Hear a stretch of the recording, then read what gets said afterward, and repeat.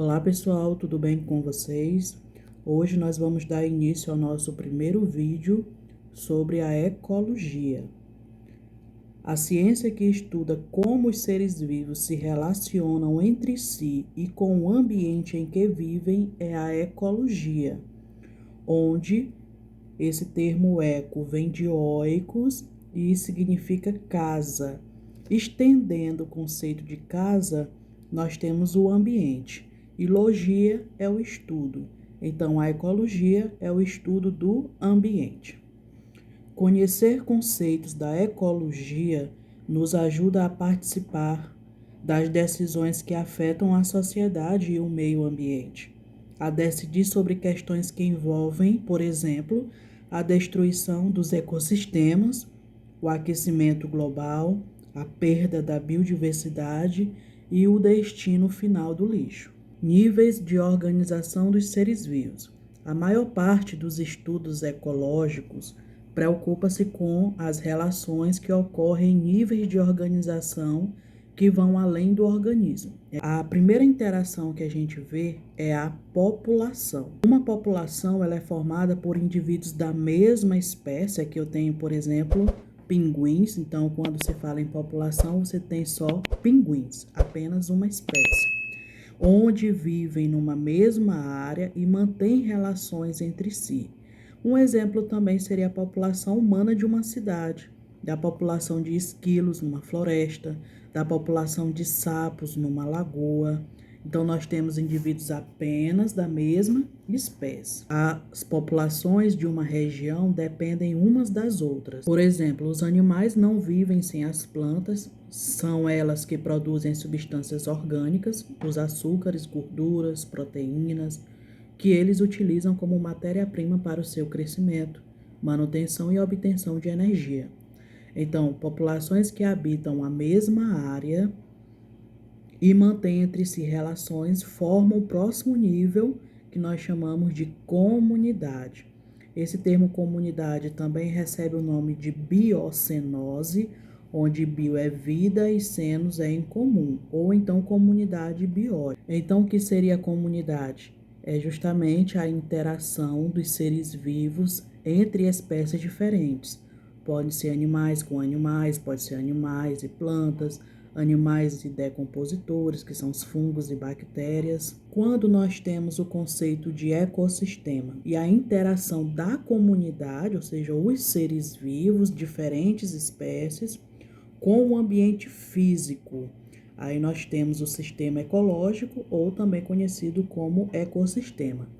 Um exemplo de ecossistema, uma floresta, que possui a sua vegetação, seus animais, o seu tipo de solo, o seu clima.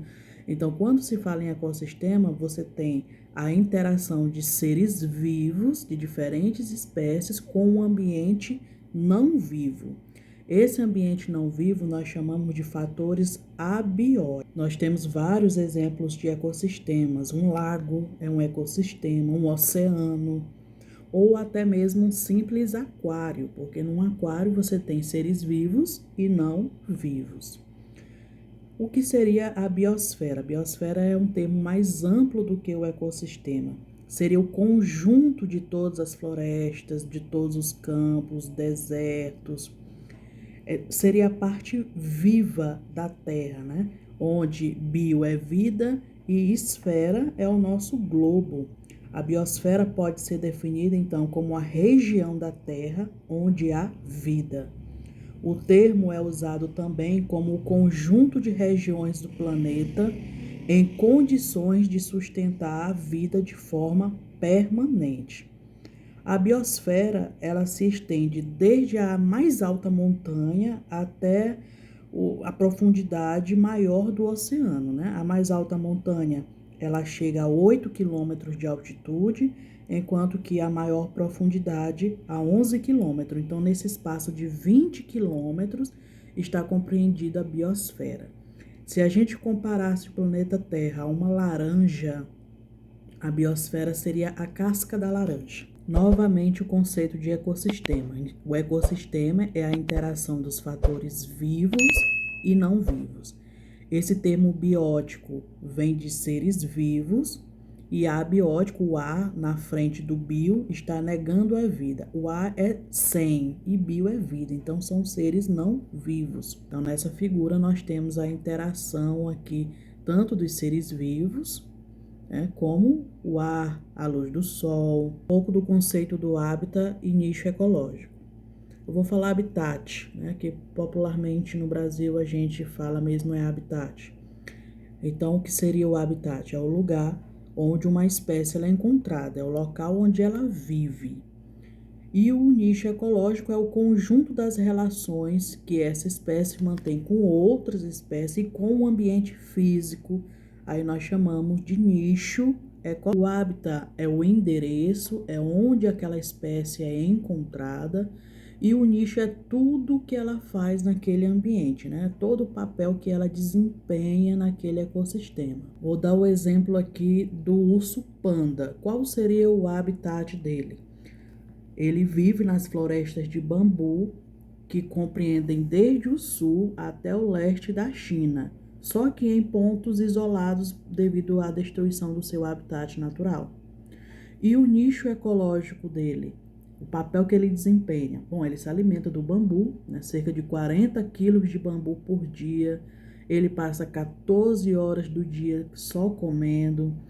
Eles são predados pelos leopardos, são os inimigos naturais. Eles vivem sozinhos. As fêmeas entram no cio na primavera. A gestação de uma fêmea dura de 95 a 160 dias. Ela dá à luz apenas um filhote com apenas 200 gramas. Esse filhote mama e depende da mãe até os 9 meses de vida. E ele fica com a mãe até os 18 meses, onde ele a abandona assim que ela engravida novamente. Então, tudo que eu falo a respeito do urso panda compreende o nicho ecológico. Próximo tópico, os níveis tróficos. O nível trófico é cada etapa da cadeia alimentar, onde troph vem de nutrição. As plantas, elas ocupam o nível trófico dos produtores, pois são elas quem absorvem a luz do sol e transformam a energia luminosa em energia química na produção da molécula de glicose. Então, o primeiro nível trófico sempre é ocupado por um produtor. Pode ser um vegetal, assim como podem ser as algas microscópicas, que a gente conhece como fitoplâncton. Os próximos níveis são ocupados pelos consumidores, pode ter apenas um consumidor ou vários. Quem são os consumidores? São os seres heterótrofos, são aqueles que são incapazes de realizar a fotossíntese. Nos seres produtores, você tem os seres autotróficos ou fotossintetizantes e nos consumidores, os seres heterotróficos ou aqueles incapazes de fazer fotossíntese. E o último nível trófico fica os seres decompositores, fungos e bactérias, que transformam a matéria orgânica. Uma planta morre, por exemplo, um animal morre. A matéria orgânica que faz parte dos corpos vivos é devolvida ao ambiente depois da sua morte. E quem faz a reciclagem, a decomposição, são os fungos e bactérias. Esses seres atacam os cadáveres, atacam as excretas também, transformando a matéria orgânica em inorgânica. Se não fosse a ação da reciclagem promovida pelos decompositores, a matéria mineral ela se esgotaria no ambiente, a terra seria transformada num amontoado de cadáveres e restos orgânicos. Vamos analisar o fluxo de matéria e energia. Como eu havia falado, as plantas são os seres produtores, assim como as algas fitoplânctons. Elas captam a luz do sol, converte essa energia luminosa em energia química. A cada vez que a planta faz fotossíntese, ela utiliza compostos inorgânicos como a água, que ela absorve pela raiz, o gás carbônico, que ela absorve pelas folhas, converte isso na molécula de glicose. E essa molécula de glicose, ela vai passar ao longo da cadeia a cada vez que um animal entra nessa cadeia. Só que uma parte dessa energia que a planta converteu, a energia que eu falo, a energia solar, ela transforma numa energia química, a própria planta utiliza para repor células, repor tecidos, na fotossíntese, falando de 90%. Apenas 10% da energia que sobra é passada para os níveis tróficos seguintes. Um herbívoro, ou seja, os consumidores de primeira ordem, porque eles estão se alimentando diretamente do produtor, eles só vão adquirir 10% da energia desse produtor. 10% dessa energia que ele recebe também se perde. E a 10ª parte é passado para os níveis seguintes. Sempre o fluxo de energia ela é decrescente ao longo da cadeia. Porque os seres, eles também gastam energia na respiração, na reposição de células, reprodução e etc. Vamos aos conceitos de cadeia e teia alimentar. Primeiramente, nós vamos falar da cadeia alimentar. Aqui eu coloquei 3 exemplos para você visualizar. E sempre uma cadeia ou uma teia sempre vai se iniciar pelos produtores, pois são eles que convertem a energia luminosa em energia química na produção da molécula de glicose e é passado aos níveis seguintes. Classificando os seres ao longo aqui das cadeias, e lembrando que uma cadeia ela é uma sequência linear, como vocês estão observando, diferente de uma teia alimentar. Nós temos os seres produtores. Esse caracol aqui se alimenta da planta, se alimenta do produtor, ele seria o consumidor.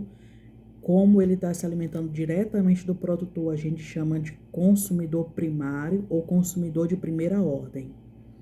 Os peixes, ao se alimentarem desses moluscos, eles se comportam como consumidores secundários ou consumidor de segunda ordem. E a ave, ao se alimentar do peixe, é o consumidor terciário, ou de terceira ordem. Se eu colocasse um outro ser se alimentando aqui desse pássaro, então ele seria o consumidor de quarta ordem, sempre numa sequência, ok? Vamos classificar essa segunda, então.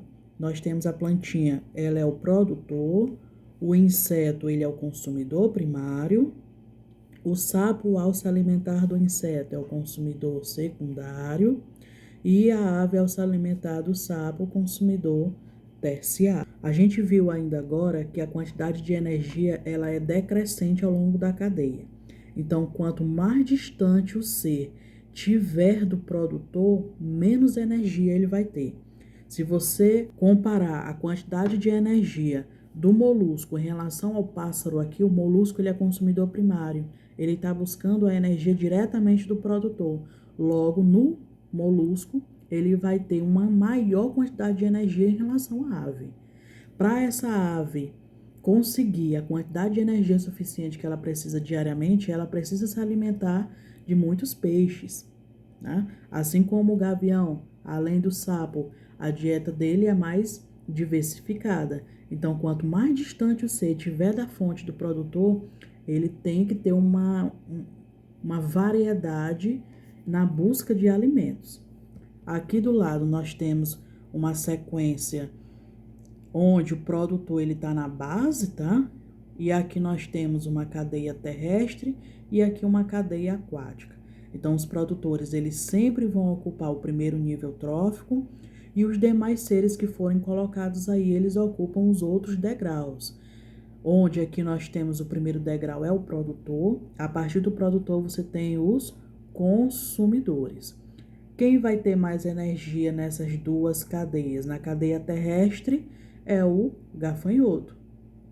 Na cadeia aquática são os zooplâncton, que são os animais microscópicos que se alimentam do fitoplâncton. Quem vai receber a menor quantidade de energia dessa planta na cadeia terrestre? Aqui a ave carnívora, enquanto que na cadeia aquática o mamífero, que de uma cadeia alimentar, para vocês analisarem o desequilíbrio ao longo da cadeia.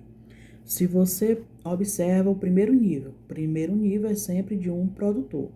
Se você aumentar a quantidade de capim nessa área, mais gafanhotos vão se alimentar, eles se reproduzem em maior quantidade, deixando maior número de descendentes.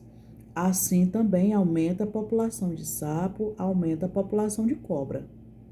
Assim, se você fizer o processo inverso, se você diminuir a população de capim, gafanhoto também diminui, de sapo diminui, de cobra também diminui. Até então, a cadeia encontra-se em equilíbrio. Mas se você coloca um outro ser além da cobra, eu vou colocar aqui uma ave, um gavião. Vou colocar aqui o gavião. O que vai acontecer ao longo dessa cadeia? Então, a população de cobras vai diminuir, porque as cobras elas vão servir de alimento para o gavião. Diminuindo cobra, a população de sapo não vai ter mais o seu predador, então a população de sapos aumenta. Muitos sapos atacam os gafanhotos, então a população de gafanhoto diminui.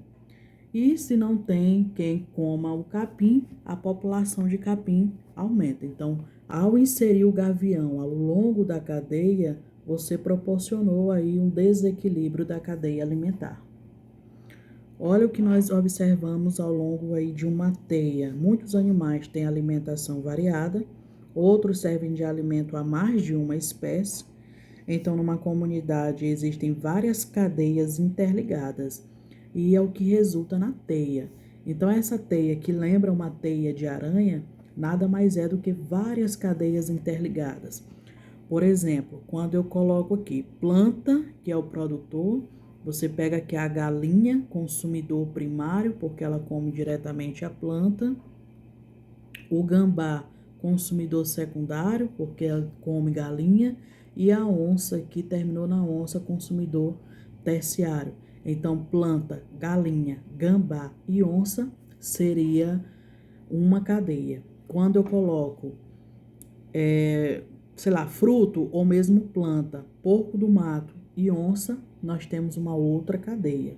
Aqui eu comecei a classificar os seres de uma teia alimentar.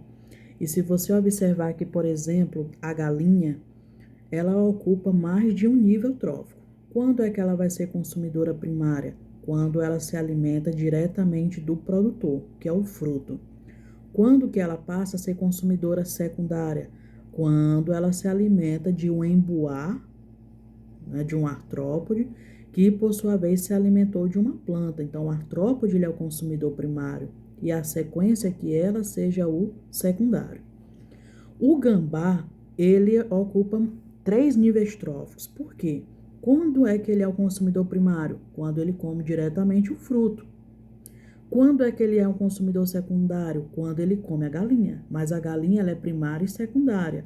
Logo, depois do 1 vem o 2, depois do 2 aqui vem o 3.